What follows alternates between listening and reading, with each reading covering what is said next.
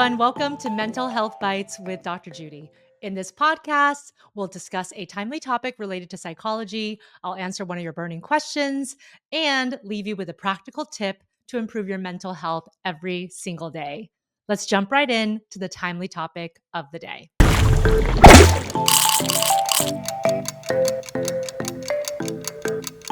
Today, we're going to be talking about the small but mighty moments that can bring happiness into your everyday life. And this episode is all about micro moments of joy, because who says happiness has to come from grand achievements? Sometimes it's the tiny things that make the biggest difference. If you've been feeling a little low after the holidays or just overwhelmed by the rush of the new year, stay with me. We're about to unlock simple ways to inject joy into your daily routine. No major life overhauls required. So let's talk about joy. It's not the kind that comes from winning the lottery, though I wouldn't mind that either. It's the kind that sneaks up on you, like when you hear your favorite song at the grocery store or catch a sunset you weren't expecting. Happiness is often described as a sustained state of well being and contentment, but its definition varies across cultures and individuals. In psychological terms, happiness can be categorized into two distinct types. Hedonic happiness centers on pleasure attainment and pain avoidance. It's about experiencing positive emotions and immediate gratification. Some examples are enjoying a delicious meal or receiving a compliment. Eudaimonic happiness is rooted in Aristotle's philosophy. It's all about finding meaning and self realization. Eudaimonic happiness involves engaging in activities that align with our core values and contribute to personal growth, like volunteering or pursuing a fulfilling career. Joy, on the other hand, is a more transient, fleeting, and spontaneous emotion. It's those brief moments when we feel a surge of positive emotion, often triggered by simple pleasures like witnessing a beautiful sunset or hearing a child's laughter. Studies indicate that both hedonic and eudaimonic well being contribute to our overall sense of happiness, but in different ways. Hedonic well being enhances life satisfaction and positive emotions, while eudaimonic well being is linked to a deeper sense of purpose and fulfillment. So let's address a fundamental question. How are joy and happiness related, and how are they different? Understanding this connection helps us appreciate why micro moments of joy are so impactful. Joy and happiness are closely linked, but they operate on slightly different levels. Think of happiness as the long term climate of your emotional well being, while joy represents the short term weather. Happiness is often described as a broader, more stable state of well being. It's the result of multiple factors coming together: relationships, personal achievements, purpose, and even physical health. Happiness tends to be cultivated over time and can be influenced by both external circumstances and internal mindset shifts. Joy, on the other hand, is a more fleeting and spontaneous emotion. It's a short burst of positive energy that happen in the moment. Joy doesn't require long term planning or major life changes. Instead, it's often sparked by small everyday things: a kind word, a beautiful scenery, or even a funny meme. So remember, joy is temporary and momentary, while happiness can be more enduring. Joy often arises oftentimes from external triggers or immediate experiences, whereas happiness, especially eudaimonic happiness, can result from internal contentment and long-term fulfillment.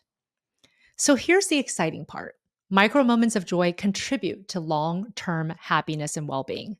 Joy acts like building blocks for happiness. When you intentionally cultivate small moments of joy, you create a ripple effect that strengthens your emotional resilience and adds to your overall sense of well-being.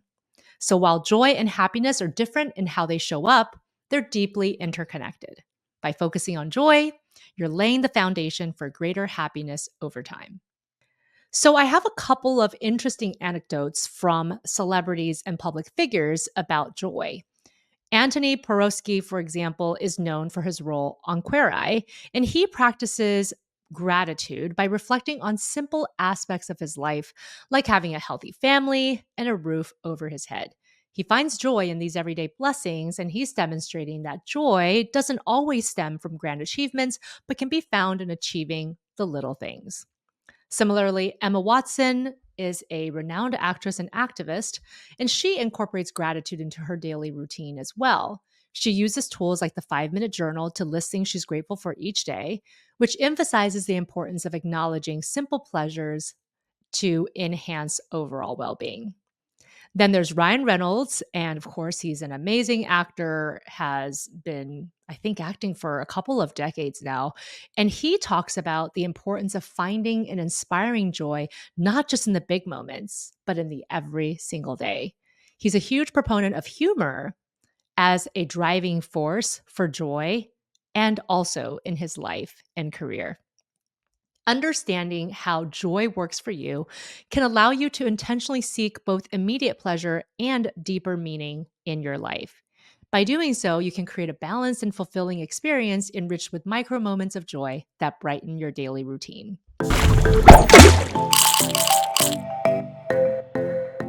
Let's move on to the Q&A segment of the day. I got a great question from Amy in Chicago, and I think many of you will relate to this. Amy asks, "Hey, Dr. Judy, I love the idea of small joys, but what if I'm just too overwhelmed to notice them? I feel like I'm always in survival mode." Amy, first of all, thank you so much for sharing that. You're not alone in feeling this way. When life feels overwhelming, our brain goes into what's called negativity bias. Basically, we scan for threats and stress, and it makes joy a lot harder to see because you're in a fight or flight. But here's the trick: joy doesn't have to be found, it can be created. Start by anchoring yourself to simple daily rituals that are less than just a few minutes that you already do each day. Even if it's just taking one deep breath before hopping out of bed or savoring the first sip of coffee, something I love to do, that is the start of creating micro moments of joy for yourself. So it's not about adding something new to your plate, trying to discover joy in your day as you reflect upon it. It's about actually creating it. And then over time, you will start to more consciously notice when joy is there. So, Amy, next time you feel overwhelmed, pick just one thing in your day and decide to slow down and savor it. That's going to be your micro moment of joy. Hope that was helpful. Now, let's talk about the practical tip of the day. I'm challenging you to try a 7-day micro joy challenge. So here's how it works. On day 1, savor a morning moment. Whether it's your coffee, the quiet before the house wakes up, or even brushing your teeth, stay present for the small experience. Day 2, tune into nature. Step outside for just a few minutes and notice something: the sky, or even a houseplant. Day 3, smile at a stranger. This one's powerful, and it has made a huge impact on me when a stranger smiles at me. Studies show that smiling at others not only lifts their mood, but yours as well. Day 4, music lift. Play a song that makes you feel good and allow yourself a 3-minute dance break, even if it's just in your chair. Day 5, gratitude snapshot. Take a mental or physical picture of something you're grateful for that day. Day 6, text someone you love. Send a quick text telling someone why you appreciate them. And day 7, reflect on the week. Take 5 minutes at the end of the week to reflect on any moments that felt particularly good and write that down. You don't have to be perfect in trying to create these micro moments of joy. Even if you do 2 or 3 of these and not all 7, you're rewiring your brain for happiness. Remember, small habits compound over time, and this will become a new routine in no time. And here's a bonus practical tip: start a joy jar. Find a jar or a box and keep it in a visible spot. Each day, write down one small joyful moment on a slip of paper. Here are some examples. I got a surprise text from an old friend. Watched a funny video and laughed out loud. The sun felt warm on my face during lunch.